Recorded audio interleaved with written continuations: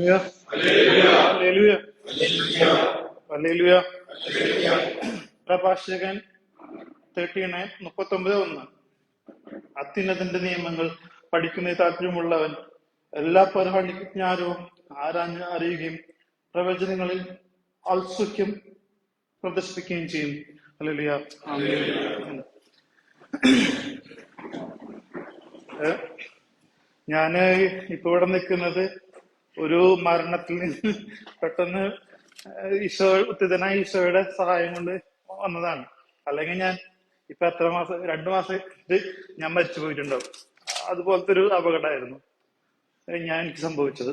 അപ്പൊ അതില് അപകടം എന്നല്ല പറയേണ്ടത്, ഡെവിൾ അറ്റാക്ക് ചെയ്തപ്പോ ബൈക്ക് വീണു, അത്രേ ഉള്ളൂ.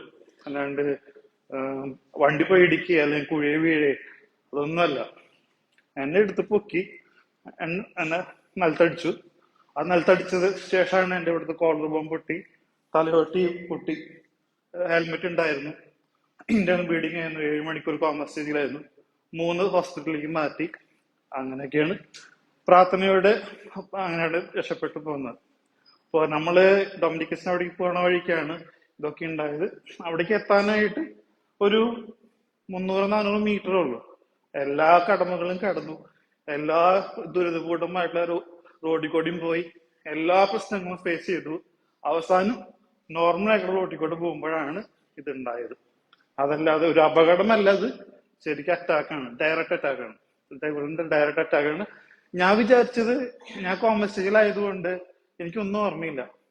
അതുകൊണ്ട് ഞാൻ വിചാരിച്ചു എന്റെ തലയിൽ നാളികേരം വീണതാവാന സാധ്യത ഞാൻ ഊഹിച്ചു. അപ്പൊ പിറ്റത്തെ മാസം ഞാൻ ഒക്ടോബറിൽ ഞാൻ അവിടെ പോയപ്പോ കൗൺസിൽ ചെയ്തു. അപ്പൊ അവിടുത്തെ കൗൺസിൽ ചെയ്ത സിസ്റ്റർ പറഞ്ഞാണ് ഇത് നോർമൽ ആക്സിഡന്റ് അല്ല, ഇത് ഡെവിൾ അറ്റാക്ക് ചെയ്താണെന്ന് പറഞ്ഞു. അപ്പോഴാണ് ഞാൻ എന്റെ വൈഫിനോട് ചോദിക്കുന്നത് എന്താ ഉണ്ടായെന്ന്. വൈഫിന് ഛർദി ഉള്ളത് കൊണ്ടാണ് ഞാൻ ബൈക്കിൽ പോകാനായിട്ട് തീരുമാനിച്ചത്. അത് എറണാകുളത്തുനിന്ന് ഇവിടേക്ക് പോകാനായിട്ട്, ഡൊമിനിക്കിനോട്ടേക്ക് പോകാനായിട്ട് തീരുമാനിച്ചത്. അപ്പോ അവിടെ നമ്മളെല്ലാം ഭരണിങ്ങാനത്ത് ചെന്നു. ഭരണിങ്ങാനത്ത് 60 കിലോമീറ്റർ ഉള്ളൂ. അപ്പൊ അങ്ങനെ നിർത്തി പോയത്, ഒറ്റ സ്ട്രെച്ച് പോയതല്ല. കാലത്ത് ഇറങ്ങിയതാണ്, അത് രാവിലെ 8 മണിക്ക് ഇറങ്ങിയതാണ്. പിന്നെ വൈകുന്നേരം 8 മണിക്കാണ് ഈ അപകടം ഉണ്ടാവണമെന്ന്. അപ്പോ അപ്പൊ വൈഫിനോട് ചോദിച്ചു. ഈ കൗൺസിലിംഗ് കഴിഞ്ഞിട്ട് 2-3 ദിവസം കഴിഞ്ഞപ്പോഴാണ് ഞാൻ വൈഫിനോട് ചോദിക്കുന്നത് എന്താണ് ശരിക്കും അന്ന് ഉണ്ടായത്. അപ്പൊ അതുവരെ ഞാൻ ചോദിച്ചപ്പോ അവള് പറഞ്ഞു, അതിന് മുന്നേ ചോദിച്ചപ്പോ അവള് പറഞ്ഞു പെട്ടെന്നൊരു ഭൂകമ്പമാണ് പോലെ ഉണ്ടായി, നമ്മൾ വീണു, അങ്ങനെ പറഞ്ഞു. അതുകൊണ്ട് എനിക്കത് അങ്ങോട്ട് ചിലപ്പോ അവൾക്ക് തോന്നിയതാവാന്നാണ് ഞാൻ വിചാരിച്ചത്. നമുക്ക് ഈ സയൻസും ഇതൊക്കെ പഠിച്ചിട്ട് ഇങ്ങനെ സംഗതി ഉണ്ടാവുമെന്ന് വിശ്വസിക്കാൻ പറ്റണില്ല. അപ്പോ ഇങ്ങനെ ഡെവിൾ അറ്റാക്ക് ചെയ്യുന്നൊന്നും നമ്മൾ കേട്ടിട്ടുണ്ട്. അത് നമ്മൾ തന്നെ എടുത്ത് ചാടുന്നതാണ്, അല്ലെങ്കിൽ എടുത്ത് ചാട്, അല്ലെങ്കിൽ വേറെ വണ്ടി ഇടിക്കേ, അല്ലെങ്കിൽ നമ്മുടെ വണ്ടി തന്നെ വേറെ എവിടെ പോയി ഇടിക്കേ എന്നൊക്കെയാണ് ഞാൻ അതിൽ കേട്ടിട്ടുള്ളത്. പക്ഷെ ഡയറക്റ്റ് ഒരാളെ എടുത്ത് ഇങ്ങനെ അടിക്കുക എന്നൊക്കെ പറയുന്നത് ഞാൻ ആദ്യമായിട്ട് കേൾക്കണം. അതുകൊണ്ട് എനിക്കത് വിശ്വസിക്കാൻ തന്നെ പറ്റുന്നുണ്ടായിരുന്നില്ല. അപ്പൊ ഈ കൗൺസിലിംഗ് 1 മാസം കഴിഞ്ഞ്, കൗൺസിലിംഗ് കഴിഞ്ഞ് 2-3 ദിവസം കഴിഞ്ഞപ്പോഴാണ് ഞാൻ അവളോട് ചോദിക്കുക എന്താ അന്ന് ഉണ്ടായെന്നുള്ളത്. അപ്പൊ അവള് പറഞ്ഞു നമ്മളൊരു വളവ് തിരിഞ്ഞു, ആ വളവിന് തൊട്ട് മുന്നത്തെ ഇത് മാത്രമേ എനിക്ക് ഓർമ്മയുള്ളൂ. വളവിന് എത്തുന്നതിന് മുന്നേ ഞാൻ മാപ്പ് നോക്കിയിട്ടപ്പോ ഉണ്ടായത്, മാപ്പിൽ കാണാം കുറച്ച് കഴിഞ്ഞ വളവുണ്ടെന്നുള്ളത്. ആ വളവിൽ തൊട്ട് മുന്നുള്ള കാര്യം മാത്രമേ എനിക്ക് ഓർമ്മയുള്ളൂ. അത് കഴിഞ്ഞിട്ട് രാജഗിരി ഹോസ്പിറ്റലിൽ ആക്സിഡന്റ് ആയിട്ട് 8 മണിക്കൂർ കഴിഞ്ഞിട്ടാണ് എനിക്കൊരു ഓർമ്മ, ചെറുതായിട്ട് ബോധം ഇങ്ങനെ വന്നു തുടങ്ങിയിട്ടുള്ളത്. അത് ഫുള്ള് ഓർമ്മയല്ല, എന്തൊക്കെയോ നടക്കുന്നുണ്ടെന്ന് എനിക്ക് മനസ്സിലാപ്പായിരുന്നു. അങ്ങനെ 8 മണിക്കൂർ കോമസ്റ്റേജിലായിരുന്നു. അപ്പൊ ഇത് മുന്നേ വരെയുള്ള കാര്യം മാത്രമേ എനിക്ക് ഓർമ്മയുള്ളൂ. അപ്പൊ അവള് പറഞ്ഞത് നമ്മളെ വളവ് തിരിഞ്ഞപ്പോ പെട്ടെന്ന് ഒരു ഇരുട്ട് കൂടി വന്നു. ഇരുട്ട് വട്ടത്തില് നമ്മള് പൊതിഞ്ഞു. പെട്ടെന്ന് ബൈക്ക് ഇങ്ങനെ ബൊബിൾ ചെയ്തു, ഇങ്ങനെ കിടന്ന് ആടി. അത് കഴിഞ്ഞപ്പോ ഞാനും ബൈക്ക് ഫ്രണ്ട് പൊന്തി പോണം അവൾക്ക് തോന്നി. അപ്പൊ തന്നെ അവള് വീണു. അപ്പൊ പിന്നെ നോക്കുമ്പോ ഞാൻ ജീവനില്ലാത്ത പോലെ കിടക്കുന്ന അവള് കാണണം. അപ്പൊ നമ്മുടെ സ്പീഡ് എന്ന് പറഞ്ഞത് 15 ഉള്ളൂ.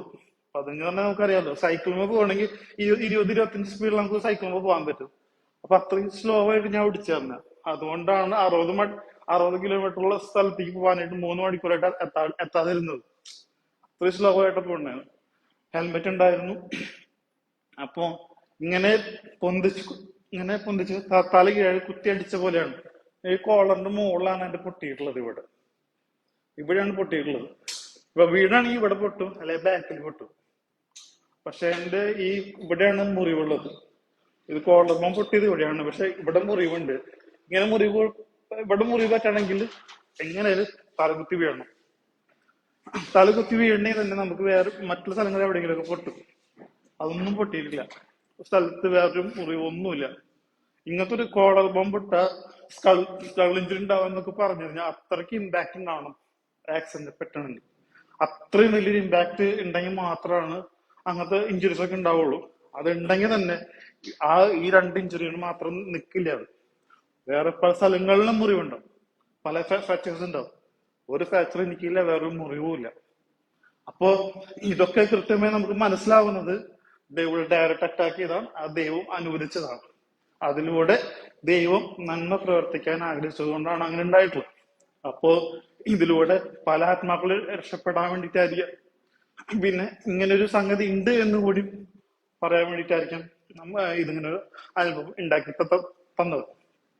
അപ്പോ ഞാൻ ആക്സിഡന്റ് ഉണ്ടായി അതുവരെ 1/2 മണിക്കൂർ 3/4 മണിക്കൂർ നേരത്തേക്ക് ഞങ്ങൾ വണ്ടി ഓടിക്കുന്നു. ഒരാള് അവിടെ നിങ്ങട് വരെ ഞങ്ങളുടെ ഓവർടേക്ക് ചെയ്ത് പോയി, അല്ലെ വഴി കൂടെ നടന്നു പോയി ഉണ്ടായിട്ടില്ല 1/2 മണിക്കൂർ വരെ. പക്ഷെ വണ്ടി ഇടിച്ചപ്പോ തന്നെ 1 മിനിറ്റിനുള്ള ഒരു കാറും ഒരു ബൈക്കാരനും വന്ന് ഞങ്ങൾ എടുത്തിട്ട് പോയി. അവള് മാതാവിനെ വിളിച്ചു എന്നാ പറയുന്നത്. മാതാവ് രക്ഷിക്കണേന്ന് പറഞ്ഞപ്പോഴാണ് ഇങ്ങനെ ഒരു കാറും ബൈക്കും വന്ന് ഞങ്ങൾ രക്ഷിച്ചത്. മനസ്സിലായിരുന്നു? മരിയ.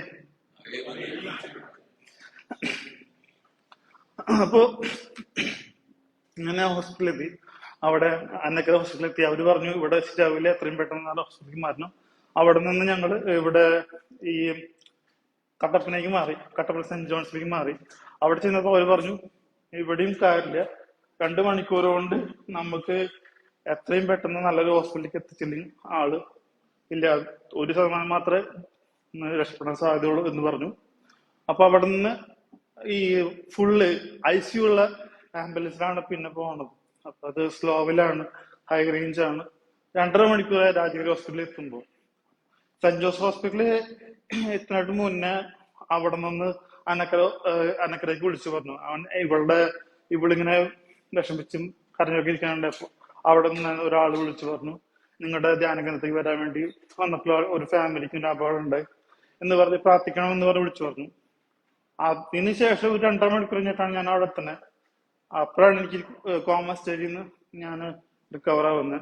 പിറ്റത്തെ ദിവസം ശനിയാഴ്ചയാണ് ഞാൻ വെള്ളിയാഴ്ചയാണ് പോകേണ്ടത്, ശനിയാഴ്ചയാണ് ധ്യാനം. ശനിയാഴ്ച ധ്യാനത്തിന്റെ ഇടയ്ക്ക് അച്ഛൻ ഇങ്ങനെ വിളിച്ചു പറഞ്ഞു, ഒരു 2:30-3 മണി നേരത്തെ തോന്നണം. അച്ഛൻ വിളിച്ചു പറഞ്ഞു ഉത്തിതനായ ഈശോ അപകടത്തിൽ പെട്ട് കിടക്കുന്ന യുവാവിന്റെ അടുത്ത് നിന്ന് സുഖപ്പെടുത്തുന്നു എന്ന് പറയുന്നു. Hallelujah, hallelujah, hallelujah. അപ്പൊ അതിനുശേഷം എന്നെ 1.5 മണിക്കൂർ കഴിഞ്ഞ് 2 മണിക്കൂർ കഴിഞ്ഞപ്പോ വാർഡിലേക്ക് മാറ്റാനുള്ള കാര്യങ്ങൾ പറഞ്ഞു. അപ്പൊ ഇതൊക്കെ അതിനുശേഷമാണ് ഞാൻ നമ്മുടെ സ്റ്റീഫൻ അച്ഛനൊക്കെ വിളിച്ച് മെസ്സേജ് ഇട്ടത്. മെസ്സേജ് ഇട്ടുണ്ടായിരുന്നത് ഇങ്ങനെ അപകടം പറ്റി കിടക്കാന്ന്. എന്തുണ്ടായെന്ന് എനിക്കറിയില്ല, എനിക്കൊന്നും ഓർമ്മയില്ല. ഞാൻ വിചാരിക്കുന്ന നാളെയും വീണമെന്നാണ്. എനിക്ക് ഒന്നും അറിയില്ല. എനിക്ക് അതുപോലെ ഒന്നും ഓർമ്മയില്ല. എനിക്ക് ഇന്ന വരെ ഇപ്പോഴും എനിക്കൊന്നും ഓർമ്മയില്ല. സ്റ്റേഫി പറഞ്ഞു മാത്രമേ എനിക്ക് ഓർമ്മയുള്ളൂ, അല്ല മനസ്സേ ഉള്ളൂ. വേറെ ഒന്നും എനിക്കറിയില്ല എന്തുണ്ടായെന്നുള്ളത്. രാജഗിരി ഹോസ്പിറ്റലിലേക്ക് എത്തുമ്പോൾ മാത്രമേ 8 മണിക്കൂർ കഴിഞ്ഞ് രാജഗിരി ഹോസ്പിറ്റലിലേക്ക് എത്തുമ്പോൾ മാത്രമാണ് എനിക്ക് ഓർമ്മ വരുന്നത്. അപ്പോ ഞാൻ ഇവിടെ പറയാൻ ഇന്ന് ഞാൻ വിചാരിക്കുന്നത് എന്താണെന്ന് വെച്ച് കഴിഞ്ഞാൽ നമ്മുടെ കൂടെ ദൈവം എപ്പോഴും ഉണ്ട്. നമുക്ക് സഹനങ്ങൾ ദൈവം അനുവദിക്കുന്നതാണ്. അതിനർത്ഥം ദൈവം കൂടെ ഇല്ല എന്നല്ല. ദൈവത്തിന്റെ കൂടെ, ദൈവം നമ്മുടെ കൂടെയുണ്ട്. ഇപ്പോ അമ്മ അതുപോലുള്ള ആൾക്കാർക്കൊക്കെ സഹനങ്ങൾ ഇഷ്ടം പോലെ ഉണ്ട്. സാത്താൻ നേരിട്ട് വന്ന് അനാവശ്യമായിട്ടുള്ള കാര്യങ്ങളൊക്കെ ചെയ്തിട്ടുണ്ട്. എന്നിട്ട് പോലും യേശു അനുവദിച്ചിട്ടുണ്ട്. അപ്പൊ നമുക്ക് ഉണ്ടാവുന്ന സാധനങ്ങളൊക്കെ ഈശോ അനുവദിച്ചിട്ടാണ്, അതല്ലാതെ ഈശോ നമ്മൾ വിട്ടുപോയതല്ല. അതിനർത്ഥം എന്താന്ന് വെച്ച് കഴിഞ്ഞാൽ നമ്മുടെ സഹനങ്ങളിലൂടെ ദൈവത്തിന് നന്മ അവിടെ ഉണ്ടാക്കണം. അതിനു വേണ്ടിയിട്ടാണ് ദൈവം അത് അനുവദിക്കുന്നത്. മനസ്സിലാവുന്നുണ്ടോ? അപ്പൊ നമ്മൾ അതില് കുറിച്ച് ദുഃഖിക്കുക അല്ലെങ്കിൽ സങ്കടപ്പെട്ട് ഇരിക്കുക ഒന്നും ചെയ്യണ്ട. ദൈവത്തിന്റെ പദ്ധതിയിൽ നമ്മൾ ഭാഗമായി വിചാരിക്കാണ് നമ്മൾ വേണ്ടത്, അതിന് നമ്മൾ നന്ദി പറയാൻ വേണ്ടത്. അതാണ് നമ്മുടെ അതുകൊണ്ടാണ് എനിക്ക് അത്രയ്ക്കും ഈ നന്ദി ഇങ്ങനെ വന്ന് നിറഞ്ഞിട്ട് ആ ഒരു അഭിഷേകം നിറഞ്ഞിട്ട് എനിക്ക് സഹിക്കാൻ പറ്റുന്ന ആ ഒരു ഇപ്പൊ 2 മാസം 1.5 മാസമായിട്ടും എനിക്ക് അത് പോണില്ല. ആ ഒരു ദൈവത്തിന്റെ ആ കാരുണ്യം എന്ന് വെച്ച് കഴിഞ്ഞാൽ അങ്ങനെ ഒരു അപകടം ഉണ്ടാക്കി ഇങ്ങനെ പ്രശ്നങ്ങളൊക്കെ ഉണ്ടാക്കിയാലും ദൈവത്തിന്റെ പദ്ധതിയിൽ നമ്മൾ ഉൾപ്പെട്ടു എന്ന് പറഞ്ഞപ്പോ അത്രയ്ക്കും എനിക്ക് സഹിക്കാൻ പറ്റുന്നില്ല. ഒരു സ്നേഹം, ദൈവത്തിന്റെ സ്നേഹത്തിൽ ഞാൻ ഒരു 14 വർഷം നിരീശ്വരവാദിയായിരുന്നു. ഞാൻ ഈശോ ഇല്ല, ഈശോയുടെ മതങ്ങളൊക്കെ വെറുതെ കെട്ടിച്ചമച്ചതാണ്. 14 വർഷം സ്ട്രോങ് ആയിട്ട് നിന്ന് പറഞ്ഞവനാണ്. മനസ്സിലായോ? നമ്മൾ യൂട്യൂബിൽ കാണുന്ന അതൊന്നല്ല. 2010 തൊട്ട് ഞാൻ പറഞ്ഞു നടന്നിട്ടുണ്ട്. അന്നൊന്നും ഈ ആപ്പീസൊന്നും യൂട്യൂബിൽ തന്നെയില്ല. ഇപ്പൊ റീസെന്റ് ആണ് ഒരു 4-5 കൊല്ലമായിട്ട് യൂട്യൂബിൽ തന്നെ അത് വന്നിട്ടുള്ളൂ. അധികം പ്രചാരത്തിൽ വന്നിട്ടുള്ളൂ എത്തിയസം. അപ്പൊ ഞാൻ 14 കൊല്ലം മുന്നേ അതിന്റെ മുകളിലേക്ക് ചിന്തിച്ച ആളാണ്. അതിന് എന്ത് കാരണം എന്ന് വെച്ച് കഴിഞ്ഞാൽ അതിന് മെയിൻ ആയിട്ടുള്ള കാരണം ഞാന് ബൈബിളും അതുപോലെ തന്നെ സഭയുടെ പഠനങ്ങളും സഭയെ കുറിച്ചുള്ള കാര്യങ്ങളും ഞാൻ അന്വേഷിക്കാതെ ആലോചിക്കാതെ ഞാൻ ചെയ്തത് മറ്റുള്ള മതങ്ങളെ കുറിച്ച് പഠിക്കാൻ പോയി എന്നുള്ളതാണ് എന്റെ തെറ്റ്. മറ്റുള്ള മതങ്ങളെ പഠിച്ചപ്പോഴാണ് എനിക്ക് ഒന്നുമല്ല ദൈവം തന്നില്ലാന്ന് ബോധ്യം വന്നത്. പക്ഷെ 2018 ഇങ്ങനെ ഒരു ചെറിയ എനിക്ക് കളിയുടെ ഒരു കളിക്കാന്ന് പറഞ്ഞൊരു എനിക്കൊരു ക്രേസ് ആണ്. അത് എന്ത് കളിയായാലും ശരി, ബാഡ്മിന്റൺ ആയാലും ക്രിക്കറ്റ് ആയാലും ഫുട്ബോൾ ആയാലും അതൊരു ക്രേസ് ആണ്. അതൊരു എനിക്ക് സ്റ്റോപ്പ് ചെയ്യാൻ പറ്റില്ല, കണ്ടിന്യൂസ് ആയി കളിച്ചോണ്ടിരിക്കും. അങ്ങനെ കുറെ കളിക്കുമ്പോൾ ഇഞ്ചുറീസ് വരും. അപ്പൊ എനിക്ക് അങ്ങനെ 2018 ഒരു ഇഞ്ചുറി വന്നിട്ടുണ്ട്. അപ്പൊ ഈ റൈറ്റ് ഈ ഹാൻഡില്. അപ്പൊ അതുകൊണ്ട് ഞാൻ നേരത്തെ കിടക്കേണ്ട അവസ്ഥ വന്നു. നേരത്തെ എണീക്കും. അങ്ങനെ ഫ്രണ്ടിൽ കൂടെ ഒരു ബസ് പോകുന്നുണ്ട്, 4 മണിക്ക് എണീക്കും. ഫ്രണ്ടിൽ കൂടെ ബസ് പോകണ്ടായിരുന്നു. അപ്പൊ ബസ് കയറുന്നു, ഇവിടെ വന്നിറങ്ങി പള്ളിയിൽ വന്നു. അങ്ങനെയാണ് ദൈവം എന്നെ വിളിച്ചത് 2018 ഏപ്രിൽ തൊട്ട്. അതികൂടെ ഇങ്ങനെ ഇവിടെ വന്നതിന് ശേഷം കുറെ സാധനങ്ങൾ എന്റെ ലൈഫിലുണ്ടായി. 2019 ആയപ്പോഴാണ് ഈ ബൈബിള് എന്ന് പറഞ്ഞത് ഏകദേശം ഒരു വിശ്വസിക്കാൻ പറ്റുന്ന സംഗതിയാണെന്ന് എനിക്ക് ഒരു ബോധ്യം വന്നു. അതുവരെ ഞാൻ വിശ്വസിച്ചിരുന്നത് ഞാൻ ഒരു മാത്തമാറ്റീഷ്യൻ ആണ്. ഞാൻ BSc മാത്തമാറ്റിക്സ് ആണ്. +2 ടോപ്പർ ആയിരുന്നു മാത്തമാറ്റിക്സിൽ. അപ്പോ എനിക്ക് മാത്തമാറ്റിക്സ് മാത്രമാണ് എന്റെ ഒരു കാഴ്ചപ്പാടിൽ ശരി. 100% അത് മാത്രമേ ഉള്ളൂ, വേറെ ഒന്നുമില്ല. എന്നുവെച്ചാൽ അത് മാത്രമേ ഉള്ളൂ. ഫിസിക്സ് ആയാലും കെമിസ്ട്രി ആയാലും ബയോളജി ആയാലും അസംഷൻസ് ഉണ്ട്. മാത്സിൽ അതില്ല. മാത്സിൽ അസംഷൻസ് വരുന്നത് ഇമാജിനറി നമ്പറിൽ മാത്രമാണ് അസംഷൻസ് വരുന്നത്. ബാക്കിയെല്ലാം 100% പ്രൂവ് ചെയ്യാൻ പറ്റിയ ഒരേ ഒരു കാര്യം മാത്തമാറ്റിക്സ് മാത്രമാണ്. അപ്പൊ അതുകൊണ്ടാണ് ഞാനൊരു ബുദ്ധിയിലൊരു കെട്ടായിട്ട് കിടന്ന് നടന്നിരുന്നത്.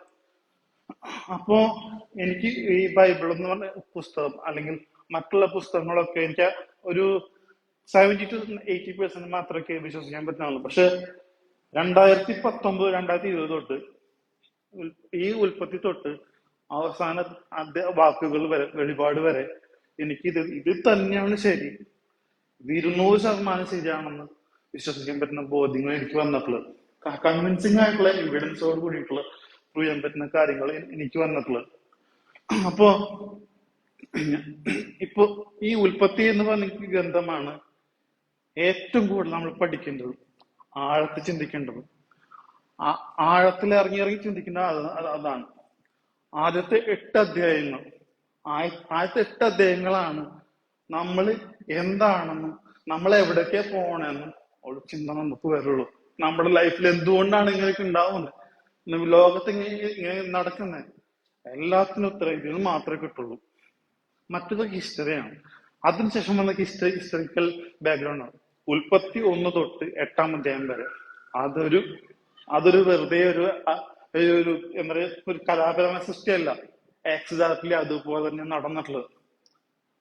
നടന്ന കാര്യങ്ങൾ കലാപരമായിട്ട് എഴുതി വെച്ചിട്ടുണ്ടാവും, പക്ഷെ എക്സാക്ട്ലി അതുപോലെ തന്നെ നടന്നിട്ടുള്ളത്. അതിന് കൃത്യമായ എവിഡൻസുകളുണ്ട്, ഹിസ്റ്ററിക്കൽ എവിഡൻസുകൾ പറ്റില്ല. എന്ന് വെച്ച് കഴിഞ്ഞാൽ ഫ്ലഡ് വന്നത് കൊണ്ട് എല്ലാ ഹിസ്റ്ററിക്കൽ എവിഡൻസും മാഞ്ഞുപോയി. പക്ഷെ അതിന്റെ ഈ അവിടെ ഇവിടെ നമുക്ക് ഓരോരോ കാര്യങ്ങൾ നമുക്ക് കാണാം. നമുക്ക് ഈ മരങ്ങളൊക്കെ പെട്രിഫൈ ചെയ്തതും അതുപോലെ തന്നെ ഓരോരോ ഫോസിലുകളും വേറൊരു മീനെ കഴിക്കാൻ പോകുമ്പോ അത് ഫോസിലായി കിടക്കുന്നതും നമ്മുടെ ഈ ഒരു ദിനോസറിന്റെ കാൽപ്പാടിന്റെ അടുത്ത് തരാൻ നമ്മുടെ കാൽപ്പാടുള്ളതും ഇതൊക്കെയും എവിഡൻസുകളാണ്. അതൊന്നും ഇതൊന്നും തെറ്റായിട്ടുള്ള കാര്യങ്ങളല്ല. പിന്നെ ആ കൂടി നമുക്ക് ഒരു സംശയം വരാനായിട്ടുള്ളത്, ഇത്രയോ കിലോമീറ്റർ അകലെ കിടക്കുന്ന നക്ഷത്രങ്ങളിൽ നിന്ന് നമുക്ക് എങ്ങനെ പ്രകാശം കിട്ടുന്നു? അത് മാത്രമാണ് നമുക്ക് ഒരു എവിഡൻസ് കൂടി പറയാൻ പറ്റാതെ. അതിനൊരു അസംഷൻ മാത്രമേ ഉള്ളൂ. എന്താന്ന് വെച്ച് കഴിഞ്ഞാൽ നമ്മൾക്ക് എല്ലാം ഒന്നിച്ചാർന്നു അവിടെ നിന്ന് ഡ്രാഗ് ചെയ്ത് പോയതാണ്. ഇപ്പോഴും നമ്മൾ സയൻസ് കണ്ടുപിടിച്ചിട്ടുള്ള കാര്യമാണ്, ഈ നമ്മുടെ യൂണിവേഴ്സ് എക്സ്പാൻഡ് ചെയ്തുകൊണ്ടിരിക്കുകയാണ്. അതായത് പ്രകാശത്തിനേറ്റം വേഗതയിലാണ് നമ്മുടെ പ്രപഞ്ചം എക്സ്പാൻഡ് ചെയ്തുകൊണ്ടിരിക്കുന്നത്. അപ്പൊ നമ്മൾ എത്രക്കധികം കഷ്ടപ്പെട്ടാലും ശരി, എന്തൊക്കെ ചെയ്താലും ശരി, നമ്മൾ സൗരയൂഥത്തിന് പുറത്ത് കിടക്കാൻ തന്നെ വിചാരിക്കണ്ട. സൗരയൂഥത്തില്ലേ 8 ഗ്രഹങ്ങള്, അതിന് പുറത്തേക്ക് കിടക്കാൻ തന്നെ വിചാരിക്കേണ്ട. അതൊക്കെ ഇമ്പോസിബിൾ ആണ്. അപ്പൊ അത് കഴിഞ്ഞിട്ട് വേണം അടുത്ത സൗരയൂഥം, അത് കഴിഞ്ഞിട്ട് അടുത്ത ആകാശഗംഗ. ഇതൊക്കെ ഇമ്പോസിബിൾ ആണ്. വെറുതെ മണ്ടന്മാരാക്കാണ് സയൻസും പറഞ്ഞിട്ട്. സയൻസ് പറഞ്ഞ കാര്യങ്ങൾ പഠിക്കാം, ഈ പറഞ്ഞ കാര്യങ്ങളൊക്കെ പഠിക്കാം. അല്ലെങ്കിൽ നമ്മുടെ ആരോഗ്യസ്ഥിതി, മറ്റുള്ള കാര്യങ്ങളൊക്കെ നമുക്ക് പഠിക്കാം. സയൻസ് ആവശ്യമാണ്, അത്യാവശ്യം. സയൻസും പറഞ്ഞിട്ട് അത് തന്നെയാണ് ശരി എന്ന് പറഞ്ഞ് ദൈവമില്ല എന്ന് പറഞ്ഞു നടക്കുന്ന വെറും മണ്ടന്മാരാണ്. വെറും മണ്ടന്മാരാണ്. തിരുമണ്ടന്മാരാണെന്ന് പറയാൻ പറ്റുള്ളൂ. വേറെ ഒന്നും എനിക്ക് പറയാനില്ല. അന്വേഷിച്ചുകൊണ്ടാണ് ഞാൻ പറയുന്നത്, അന്വേഷിച്ച് കണ്ടെത്തിയതുകൊണ്ടാണ് ഞാൻ പറയുന്നത്. കൃത്യമായ എവിഡൻസുകൾ എന്റെ അടുത്തുണ്ട്. അപ്പോ ഉൽപ്പത്തിയിൽ നടന്നിട്ടുള്ള കാര്യം, ഈ ദൈവം പറഞ്ഞത്, ആ നമുക്ക് എല്ലാ സ്വാതന്ത്ര്യം നമുക്ക് തന്നിട്ടുണ്ട്. ദൈവം നമ്മുടെ എല്ലാ സ്വാതന്ത്ര്യം നമ്മൾ തന്നിട്ടുണ്ട്. ആ സ്വാതന്ത്ര്യം തന്നുവെങ്കിലും അങ്ങനെ സ്വാതന്ത്ര്യം എന്ന് പറയാനായിട്ട് ദൈവത്തെ വേണ്ട എന്ന് പറയാനും സ്വാതന്ത്ര്യം നമുക്കുണ്ട്. അതിനു വേണ്ടിയിട്ടാണ് ആ മരം അവിടെ ഉണ്ടാക്കിയത്. ആ മരത്തിൽ നിന്ന് നമ്മൾ, അല്ലെങ്കിൽ ആദവും ഹവ്വയും കഴിച്ചപ്പോ ദൈവത്തെ വേണ്ട, ഞങ്ങൾ തീരുമാനിക്കും, നന്മ ഏതാണ് തിന്മ ഏതാണെന്ന് ഞങ്ങൾ തീരുമാനിക്കും എന്ന് പറഞ്ഞിട്ടാണ് അവിടെ നിന്ന് ഇറങ്ങിപ്പോയത്. ആ സംഗതി ഒരു മരത്തിൽ നിന്നാണ് ഉണ്ടായത്. അതുപോലെ തന്നെ ഒരു മരത്തിൽ കിടന്നിട്ടാണ് നമ്മുടെ രക്ഷ ഈശോ കിടന്ന് മരിച്ച് രക്തം പറന്ന് വെച്ച് നമുക്ക് രക്ഷ തന്നത്. അത് പോയി കഴിച്ചാൽ മാത്രമേ നമുക്ക് രക്ഷ കിട്ടുള്ളൂ. ഈശോയുടെ കുരിശിൽ കിടന്ന ആടിയ ശരീരം നമ്മൾ ഭക്ഷിച്ചാൽ മാത്രമേ നമുക്ക് നിത്യജീവൻ ഉണ്ടാവുള്ളൂ. അത് ഉറപ്പാണ്. അത് ഒരു മരത്തിൽ നിന്ന് കിട്ടിയ ശാപം ഒരു മരത്തിൽ കൂടെ ദൈവം നമുക്ക് രക്ഷയായി മാറ്റി. അത് നമ്മൾ പോയി കഴിക്കണം, നമ്മൾ ഭക്ഷിക്കണം, അത് നമ്മൾ പ്രചരിപ്പിക്കും വേണം. അതിനു വേണ്ടിയിട്ടാണ് ഈ മരത്തിന്റെ കാര്യങ്ങൾ ഉണ്ടായത്. പിന്നെ ഈ ഹവ്വേനെ ഉണ്ടാക്കിയത് എങ്ങനെയാണ്? ആദത്തിന്റെ വാരിയിൽ എടുത്തിട്ടാണ്. അത് ഒരു ഇവിടെ ഹൃദയം കീറിയിട്ടാണ് എടുക്കുന്നത്, ഹൃദയം കീറിയിട്ടാണ്. അപ്പോ അതുപോലെ തന്നെയാണ് ഈശോയുടെ ഹൃദയം കീറിയിട്ടാണ് സഭയെ വീണ്ടെടുത്തത്. മനസ്സിലായോ? സഭ ആരാണ്? ഈശോയുടെ മണവാട്ടിയാണ്. ആദത്തിന്റെ മണവാട്ടിയെ ഹവ്വയെ എങ്ങനെയാണ് ദൈവം ഉണ്ടാക്കിയത്, അതുപോലെ തന്നെയാണ് ഈശോയുടെ മണവാട്ടിയെ സഭയെ ഈശോയും ഉണ്ടാക്കിയത്. അപ്പോ ഇതൊന്നും വെറുതെ ഇത് തമാശക്ക് ഇട്ട് വെച്ചിട്ടുള്ള ഉൽപ്പത്തിയില് ഇത് തമാശയല്ല. 1-ാം അധ്യായം തൊട്ട് 8-ാം അധ്യായം വരെ എക്സാക്ട്ലി അതുപോലെ തന്നെയാണ് നടന്നിട്ടുള്ളത്. 6000 വർഷം തന്നെ ആയിട്ടുള്ളൂ. അതിന് മുകളിലേക്ക് ഈ ഭൂമിയുടെ ആയുസ് ഇല്ല. അത് പ്രൂവ് ചെയ്യാൻ പറ്റില്ല, ഇമ്പോസിബിൾ ആണ്, നടക്കില്ല. ഈശോയിൽ നിന്ന് നമ്മൾ വഴി നടത്തുന്ന, ത്രിയേക ദൈവത്തിൽ നിന്ന് വഴി മാറ്റി നടത്തുന്ന, കുർബാനിൽ നിന്ന്, കുമ്പസാരത്തിൽ നിന്ന്, മറ്റുള്ള 7 കുദാശകളിൽ നിന്ന് വഴി നടത്തുന്ന എന്ത് ആശയായാലും ശരി, അത് സാത്താനിക മാത്രമാണ്. അത് ഓരോ കൾട്ട് രൂപങ്ങളാണ്. അപ്പോ നമുക്ക് നമ്മളെ മക്കളെ പറഞ്ഞു പഠിപ്പിക്കാം, മറ്റുള്ളവരെ പറഞ്ഞ് ധരിപ്പിക്കാം. നീ എന്ത് ചെയ്താലും ഇത് തന്നെ ശരി. ഇത് നീ ദൈവത്തോട് ചോദിച്ചു കഴിഞ്ഞാൽ നിനക്ക് ദൈവം കാണിച്ചു തരും ഏതാണ് ശരിയാണ് തെറ്റെന്നുള്ളത്. അത് നീ തയ്യാറാവണം. നിനക്ക് ഞാൻ എന്റെ വിശ്വാസം നിങ്ങൾക്ക് പകർന്നു തരാം. അത് നിങ്ങൾക്ക് വഴി കാട്ടിയാവും. അത് കഴിഞ്ഞിട്ട് അതിന്റെ മുകളിലേക്ക് നിനക്ക് ഡൗട്ട് വരുന്നുണ്ടെങ്കിൽ നീ ദൈവത്തോട് ചോദിക്കുക. ദൈവം നിങ്ങളെ പഠിപ്പിക്കും. ദൈവം നിങ്ങളെ അനാഥരായി വിടുകയില്ല. നിങ്ങളെ കണ്ടിച്ചുള്ള എല്ലാ കാര്യവും നമുക്ക് ദൈവം ഗുണം തരും. പക്ഷെ ഒരു കാര്യം വിശ്വസിക്കുക, നമ്മൾ ദൈവത്തിന്റെ മക്കളാണ്. ഈ പറഞ്ഞിട്ടുള്ള കാര്യങ്ങൾ, ദൈവത്തിന്റെ നിയമങ്ങൾ, ഞാൻ ഇന്ന് എന്തിനെ കുറിച്ചാണ് പറയണം എന്ന് പറഞ്ഞപ്പോൾ എനിക്ക് കിട്ടിയിട്ടുള്ളതാണ് പ്രഭാഷകൻ 39:1. അപ്പൊ അതിൽ പറയുന്നത് ദൈവത്തിന്റെ പ്രമാണങ്ങൾ, നിയമങ്ങൾ നമ്മൾ പഠിക്കുക എന്നുള്ളതാണ്. അപ്പൊ പഠിക്കണമെങ്കിൽ ആ ദൈവത്തിന്റെ പ്രമാണങ്ങളും നിയമങ്ങളും വരാനായിട്ടുള്ള ആ എന്തുകൊണ്ടാണ് അത് വന്നിട്ടുള്ളത് എന്ന് കൃത്യമായി അറിഞ്ഞാൽ മാത്രമേ അതേക്കുറിച്ച് പഠിക്കാനുള്ള ഒരു ബോധ്യം നമുക്കുണ്ടാവുള്ളൂ. അപ്പോൾ 1:1-8 വരെ എല്ലാവരും കൃത്യമായി പഠിക്കണമെന്നാണ് എന്റെ ഒരു ആഗ്രഹം. എല്ലാവരും തന്നെ ചെയ്യണം. ഹല്ലേലൂയ. ദൈവം എല്ലാവരെയും അനുഗ്രഹിക്കട്ടെ. മാതാവിന്റെ സംരക്ഷണം എല്ലാവർക്കും ഉണ്ടാവട്ടെ. Ave Maria. ഹല്ലേലൂയ.